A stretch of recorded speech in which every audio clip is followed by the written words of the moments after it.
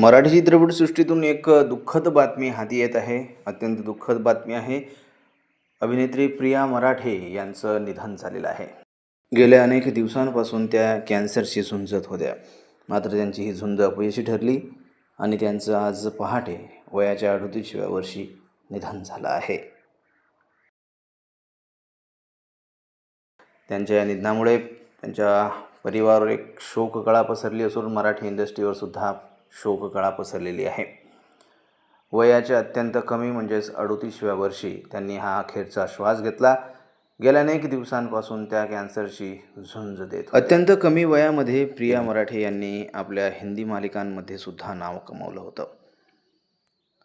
मराठी मालिकांमध्ये शंतनू मोघे, छत्रपती शिवाजी महाराजांची ज्यांनी भूमिका साकारली होती त्यांच्या त्या पत्नी आहेत. त्यांच्यावर दुःखाचा डोंगर कोसळला असून प्रिया मराठेंचं इतक्या कमी वयात जाणं सर्वांसाठी दुःखदायक आहे.